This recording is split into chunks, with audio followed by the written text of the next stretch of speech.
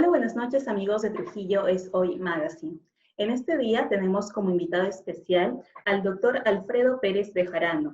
Él es abogado de la Universidad Nacional de Trujillo, es maestro en Derecho y Ciencias Criminológicas de la misma casa de estudios, así como doctorando de la UNT.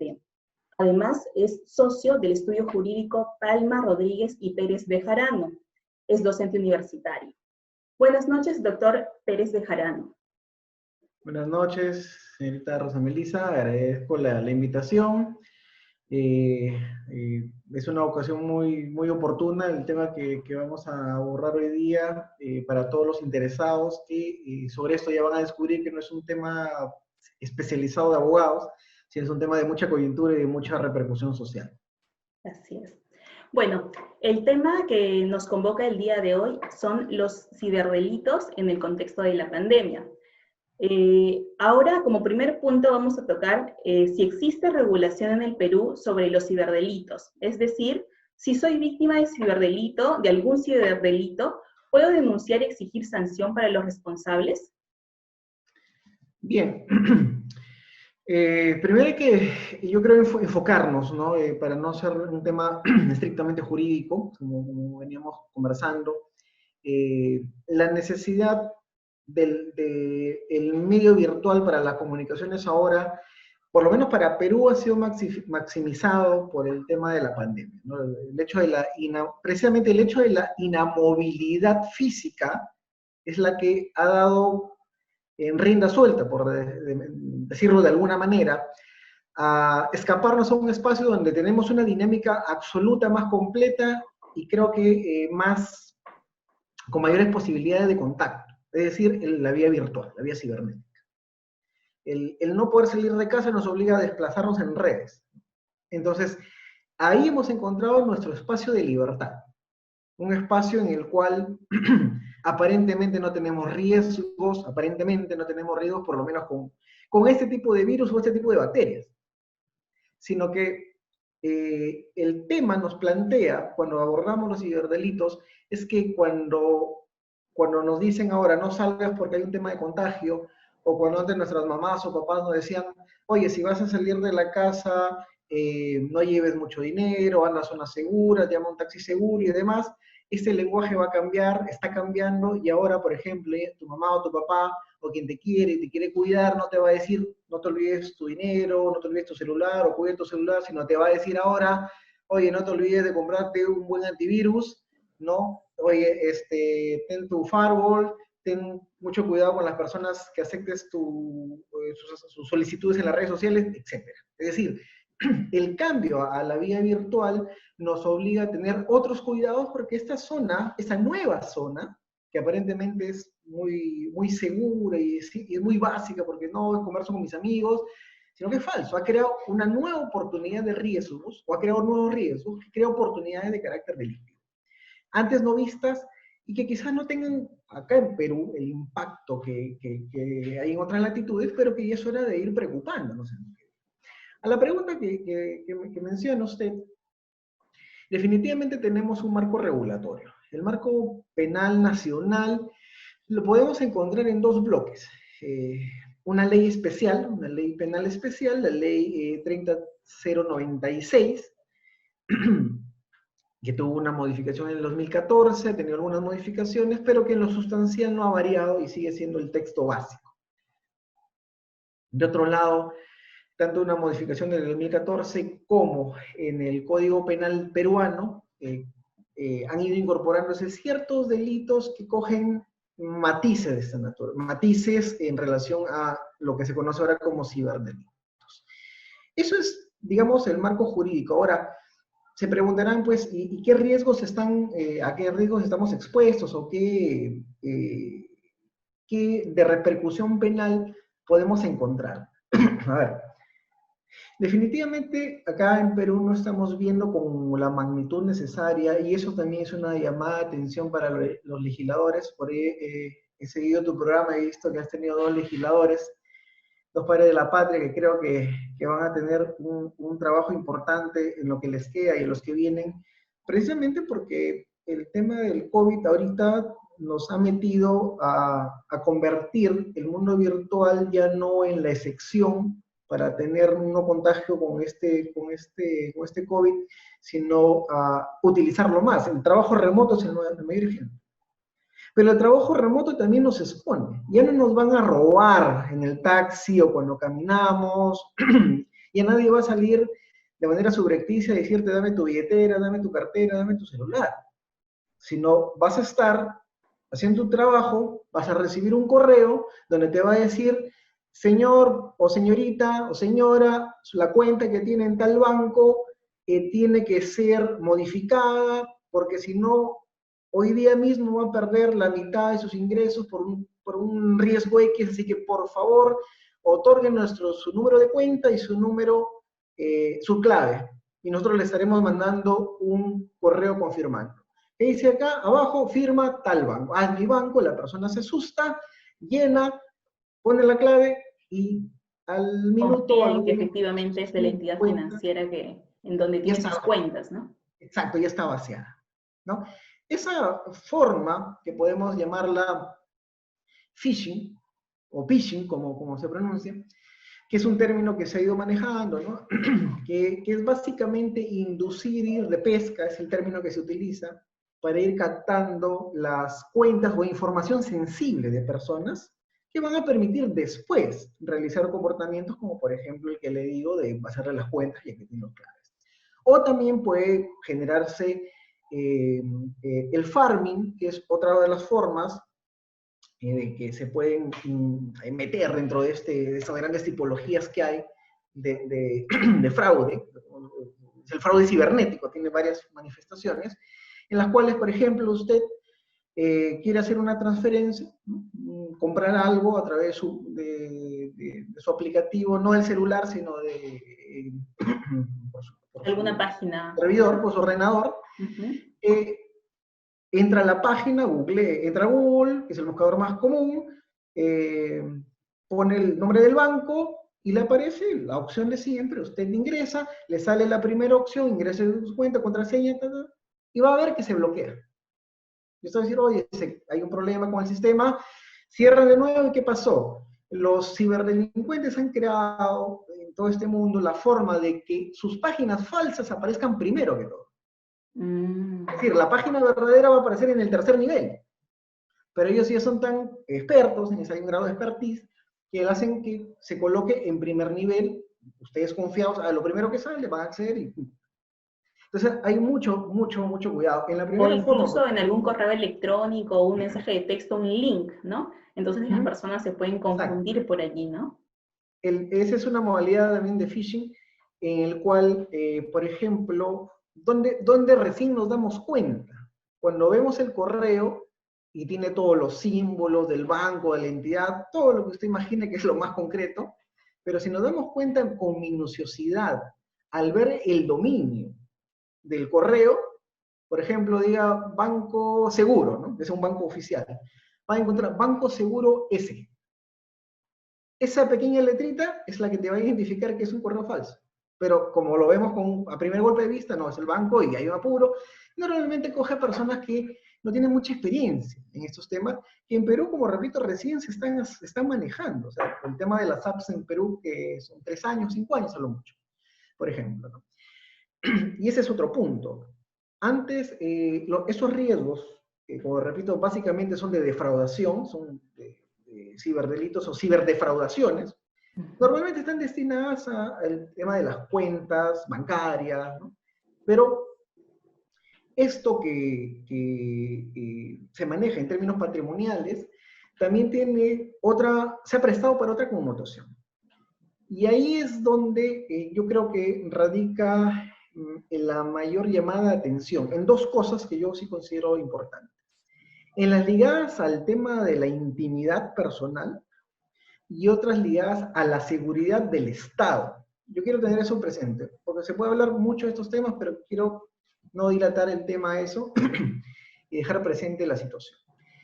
Estas modalidades de phishing, de farming, ¿no? Que son las que acompañan normalmente las defraudaciones de carácter patrimonial, bancarias y demás, o entre comillas estafas, podemos decirlo así, en términos clásicos,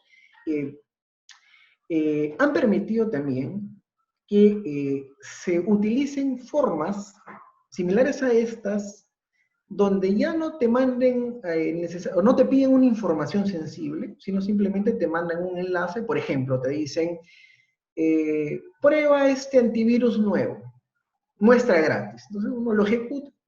Ejecutar un programa o ir a un enlace te deja expuesto ¿a qué? A que aparezcan los hackers o los crackers, que es el término que se está manejando ahora, que se van a meter, van a tener un acceso ilegal a tu computadora, que pueden hacer lo que quieran. Desde el simple hecho de hackear tu computadora, de sacarte información sensible, por ejemplo, fotos, y dentro de esto entre familiares, íntimas y demás, sobre todo las personas del espectáculo, por ejemplo, te van a capturar y vas a tener lo que se conocen como ciberataques. Es decir, te van a destruir en redes con tus fotos íntimas, van a aparecer en todos los lugares de redes sociales, en toda la web, que obviamente va a ser calificable como una difamación, por ejemplo. Pero ya llegaron. O puede ser otra situación, te captan la información que después puede servir para una extorsión. Mira, tenemos a tu hijo, estamos haciendo seguimiento, N cosas. O lo otro que se está trabajando ahora, que es la extorsión de carácter sexual, ¿no? La sex extortion, que es, por ejemplo, saca un video íntimo o algo muy, muy, muy íntimo de la persona y te dicen, ¿quieres que lo divulgue o no? Deposítame o no. Es una extorsión. Es una extorsión a través de la utilización de la informática, en este caso de la red, para invadir a tu computador. Entonces, definitivamente tenemos un amparo legal, dirán, esto es una extorsión. Si te piden un tema de carácter sexual, sería un chantaje sexual. Eso ya no es un ciberdelito, eso es un delito que está en el Código Penal. Tenemos ciertas respuestas legales, pero lo que en realidad hay que enfocarnos es en la cantidad de riesgos que se han creado al utilizar las redes. O sea, todo el estudio criminológico, los estudios jurídicos sobre los ciberdelitos, empiezan a enfocarse, o sea, se han enfocado siempre, para ser más preciso, en la cantidad de riesgos que se generan. Y como dice algún sector de estudioso, dice, son riesgos que realmente los crea la propia víctima. Por descuido, por dejadez, ¿no? O simplemente por ignorancia. Por ejemplo, para nosotros es común no actualizar los antivirus, o no tener firewalls, por ejemplo. Pero sin embargo, eso de ahí, por lo menos te trata de cuidar de que tengas este tipo de intrusiones. Por ejemplo, un troyano.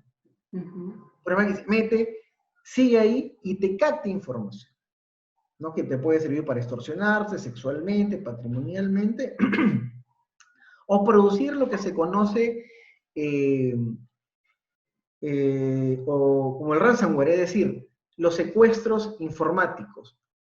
Entran a tu computadora, usted es abogada, entran a tu computadora, todos tus documentos, sobre todo imaginemos ahora que trabajamos en sistemas virtuales con el Poder Judicial, con el Ministerio Público, imaginemos que tengamos un sistema de administración de justicia virtualizado.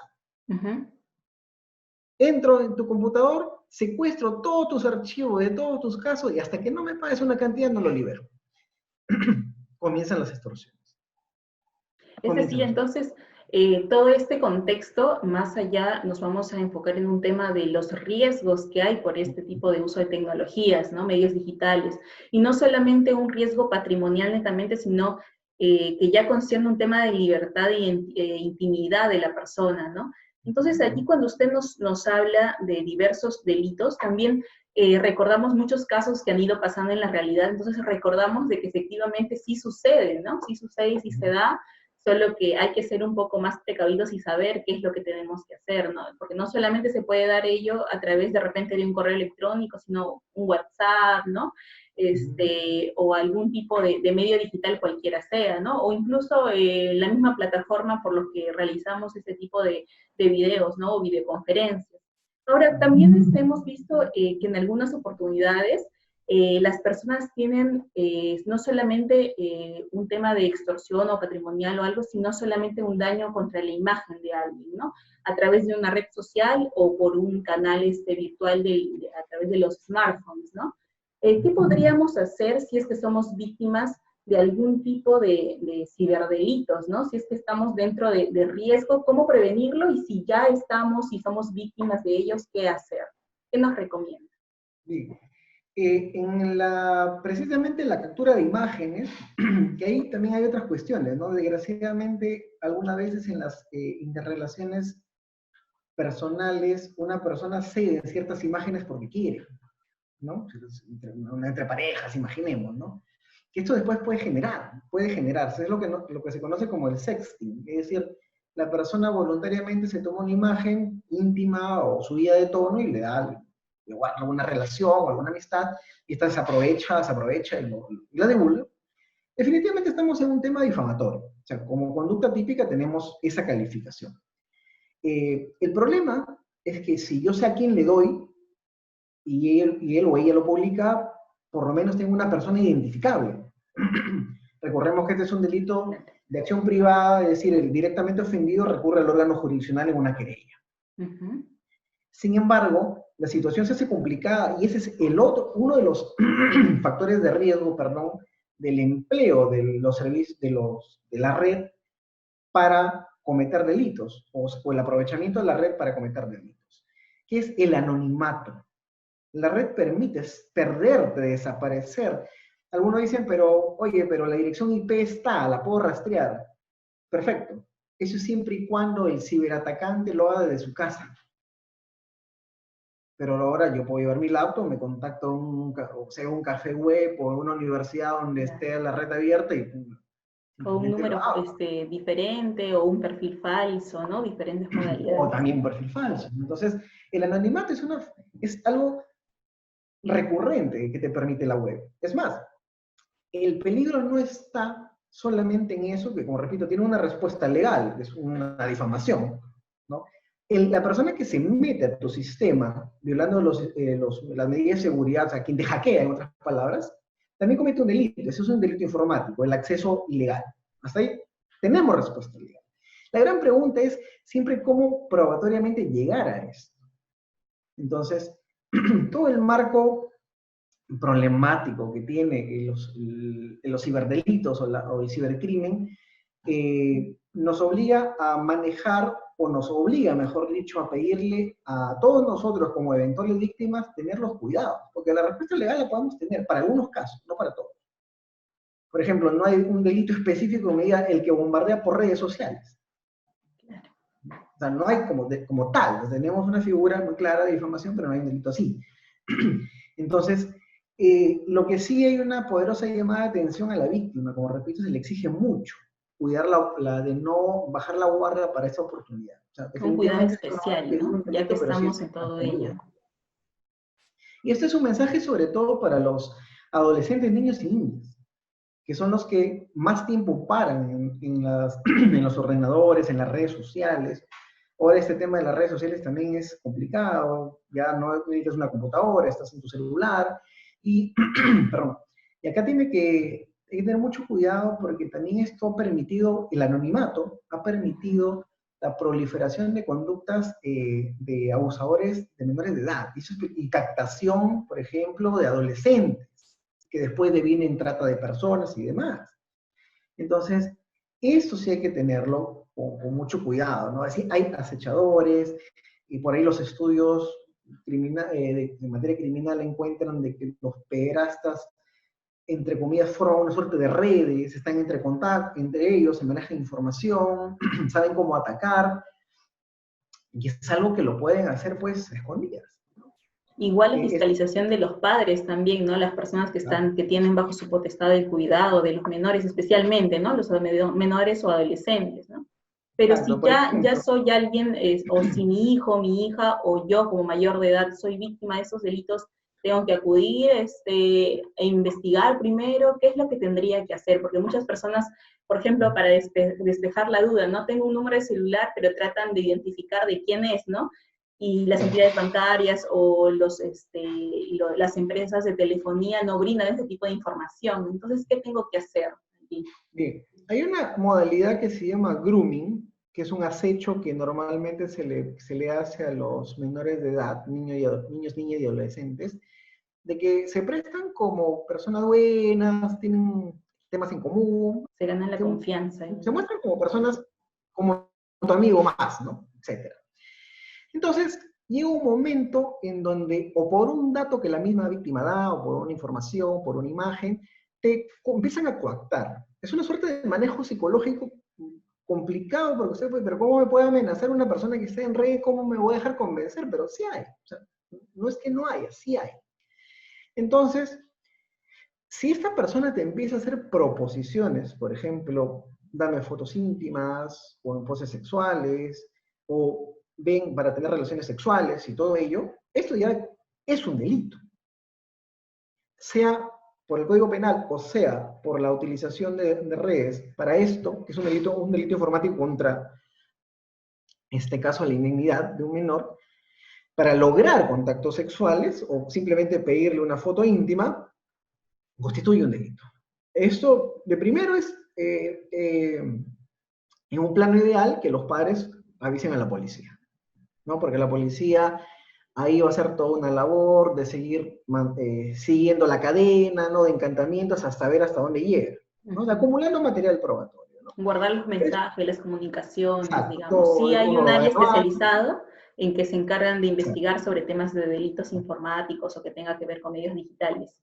Exacto, entonces ahí es importantísimo el tema de la respuesta inmediata, denunciar. O sea, no te puedes quedar callado, no puede ser así. Ahora, pero esto parte también de la buena comunicación padre, madre, perdón, hijo, madre, todas las variaciones, ¿no? Con los padres que tiene que tener un menor de edad o un adolescente, ¿no? Que es una etapa complicada, sobre todo ahora, y que muchos de ellos se refugian en las redes sociales. Han encontrado ahí su desarrollo, y ese es otro punto, ¿no? Por ejemplo, precisamente vivir en redes también aparece lo que se llama el ciberbullying. O sea, también te empiezan a hacer bullying, y uno dirá, oye, pero ¿cómo te va a afectar si está en redes? Sí, pues, pero gran parte de nosotros vivimos en redes. Y somos una versión que nos reinventamos en redes, y esa versión es golpeada, ¿no? Es igual, es algo dañino. Y es por eso que la exposición de los menores a los riesgos de las redes es más alta. Sobre todo para aspectos como su dignidad, su reputación, su honor, su buen desarrollo, ¿no? Y eso es algo que no solamente incluye a la familia, a los padres, sino también incluso en el colegio, sobre todo en estos colegios que no te hacen problemas cuando tienes el celular en clase, ¿no? Ahora ahí no se puede tocar al alumno, no le puede decir, no le quites el celular, denuncian al profesor, al director, y son cosas que desgraciadamente suceden, ¿no? No sucede y que, bueno, tenemos que de alguna manera mm, unir una solo mecanismo de política de prevención para los menores, niños y adolescentes, ¿no? Entonces, básicamente es un tema, como usted dice, de prevención y también de llamada de atención para las personas en general, ¿no? Sin importar la edad, que tengan un cuidado especial sobre todo, todas estas situaciones que se pueden dar, ¿no? Y una última recomendación que puede hacer usted como profesional del derecho y conocedor de este tema para las personas. Bueno, hacer nuevamente hincapié en que todos nosotros tenemos para la prevención, porque es solo para prevención, nosotros tenemos la pauta. Es decir, las redes sociales, las que sean, tienen políticas de privacidad. Las redes sociales también te permiten tener un tema privado. O sea, yo sé que ahí, bueno, uno quiere ser popular y todo eso además, pero también es un riesgo, ¿no? También es un riesgo. Mantén tu línea, tu comunicación, evita tener imágenes o compartir imágenes que consideres dañosas o no la tengas en tu celular o en tu ordenador, ten un USB aparte, no sé, como sea. Pero no permitan que la persona que... Ahorita vivimos en un mundo en el cual cualquier persona nos puede estar observando. Todos podemos estar siendo hackeados, desde empresas hasta personas naturales. Los acosadores es lo que hacen. Entonces, no permitamos que teniendo todavía nosotros digamos, la potestad, todavía teniendo la oportunidad, mejor dicho, para restringirle cualquier brecha que pueda aprovecharse esta persona, ellas lo explotan. Es decir, tengamos si vamos a manejar muchas horas en Internet, un buen antivirus, un firewall o todo aquello que nos impida o nos permita combatir virus y demás, son los malware. Y por otro lado, si es en redes sociales, tener mucho cuidado con quién nos vinculamos. Entonces, ¿qué tipo de información también brindamos? Sí, para nosotros quizás es normal, pero, por ejemplo, vuelvo al tema de los niños y adolescentes, los famosos juegos en línea, donde son espacios donde hasta se aprovechan para pedir ciertas cosas, ¿no? De todo se mete, de todo aparece. Entonces, esa es la magnitud que debemos nosotros tener mucho cuidado para poder prevenir. Acá la posible víctima es la que tiene que mantener el control, ¿no? Ese es lo más importante, perdón. Y segundo, la pronta respuesta que tenga. La pronta respuesta va a ser la policía. O sea, lo primero que tienes ahí es la policía. Muy bien, muchas gracias amigos de Trujillo Es Hoy Magazine. Estamos seguros que este tema les va a servir a muchos de ustedes. Muchas gracias, doctor Pérez Bejarano. Hasta una próxima oportunidad. Gracias, señorita Rosa Melissa. Hasta luego.